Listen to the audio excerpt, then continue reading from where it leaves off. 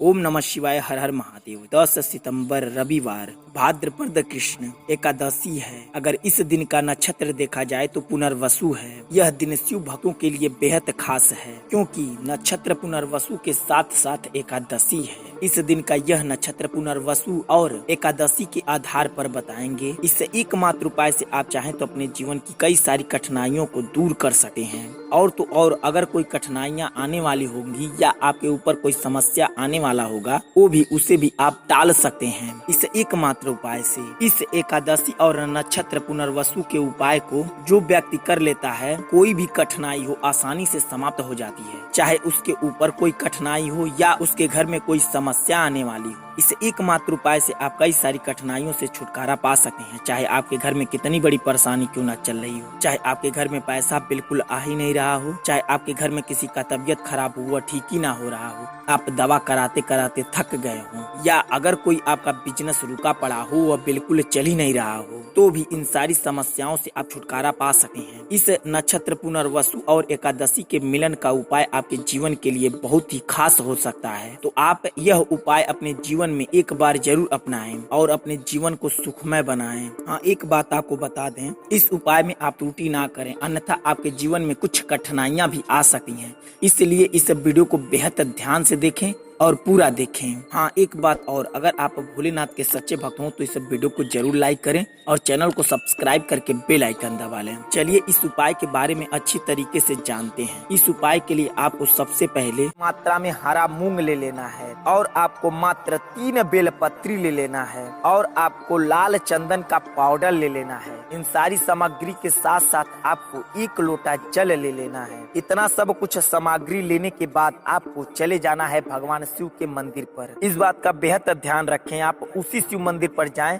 जिस शिव मंदिर का प्राण प्रतिष्ठा हो चुका हो। अगर आपको नहीं पता है प्राण प्रतिष्ठा क्या होता है तो हम आपको संक्षिप्त में बता देते हैं। जब किसी भी मंदिर की स्थापना होता है तो सबसे पहले उस मंदिर में प्राण प्रतिष्ठा की जाती है, उसके बाद ही पूजा पाठ किया जाता है। एक बात और आप ध्यान में रखें, जो आप लोटे का जल लें वो अपने घर का ही होना चाहिए। ये नहीं कि रास्ते में कहीं से भर लें और मंदिर पर जाके ही भर लें, नहीं, आपको वह लोटे का जल अपने घर से भरना है। और अगर आपके घर में गंगा जल रखा हो तो उसमें लोटे में थोड़ा सा मिला लेना है। जब आप शिव मंदिर पर पहुंच जाएं तो आप सबसे पहले घंटी को 3 बार बजाकर हर हर महादेव का नारा एक बार जरूर लगा लें। अब आपको शिवलिंग के सामने बिल्कुल बैठ जाना है। इस बात का बेहद ध्यान रखें, जब आप शिवलिंग के सामने बैठ रहे हो तो आपका मुख बिल्कुल पूरब की दिशा की ओर होना चाहिए और आपके सामने बिल्कुल शिवलिंग होना चाहिए। इतना सब कुछ करने के बाद आपको सबसे पहले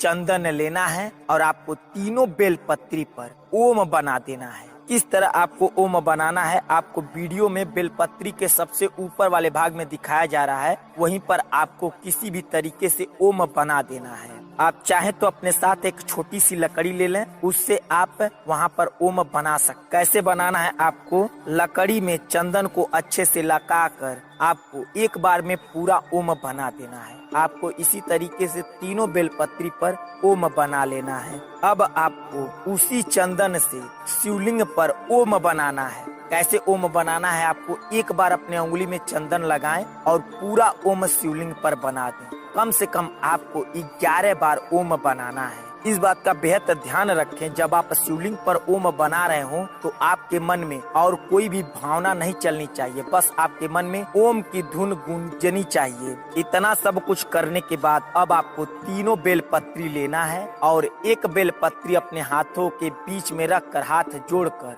11 बार ओम नमः शिवाय का जाप करते हुए आपको एक बेलपत्री शिवलिंग के ऊपर रख देना है। फिर दूसरी बेलपत्री लेना है, अपने दोनों हाथों के बीच में रखकर 11 बार ओम नमः शिवाय का जाप करते हुए आपको अशोक सुंदरी की जगह रख देना है। फिर आपको तीसरी बेलपत्री लेना है, अपने दोनों हाथों के बीच में रखकर 11 बार ओम नमः शिवाय का जाप करते हुए आपको जलधारी के बिल्कुल सीधाई पर रख देना है।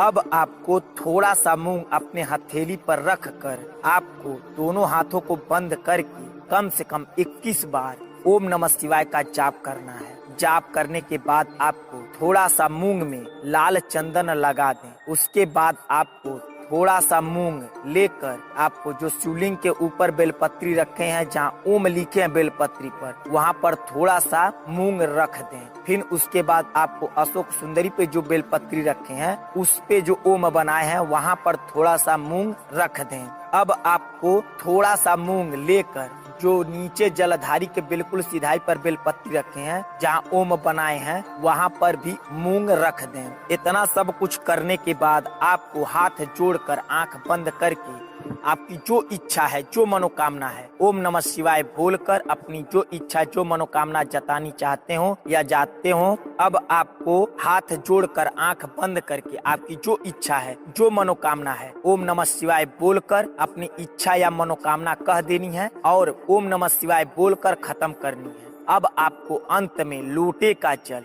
धीरे धीरे शिवलिंग पर ढालना है। इस बात का बेहद ध्यान रखें, जब आप लोटे का जल शिवलिंग पर ढाल रहे हो तो आपको श्री शिवाय नमस्तुभ्यम का जाप करना है। और कब तक जाप करना है? जब तक लोटे का जल पूरा गिर ना जाए। इतना सब कुछ करने के बाद आपको जो जलधारी के बिल्कुल सिधाई पर जो बेलपत्ती रखे हैं और मूंग रखे हैं, उसी के ऊपर लोटा रखकर आपको थोड़ा सा जल, 1-2 बूंद, जो कुछ भी शिवलिंग के जलधारी के बिल्कुल सिधाई से गिर रहा हो, उसे आप अपने लोटे में थोड़ा सा रोक लेना है। अब आपको उस लोटे के जल लेकर वहाँ पर जो बेलपत्री और मूंग रखे हैं जलधारी के बिल्कुल सिधाई पर, उसे सावधानी पूर्वक उठा लें ताकि एक भी मूंग उस पे से गिरे ना। यह तीनों चीज, जल, मूंग और बेलपत्री लेकर अब आप अपने घर पर चले आएं। अब उस लोटे में थोड़ा सा और जल मिलाकर अपने पूरे घर में जल से छिड़काव कर दें। अब आपको मूंग को अपने मेन गेट के, अगर आपका गेट किसी भी तरफ बना हो, बस अपने ध्यान में रखकर उत्तर साइड उस मूंग को गाड़ देना है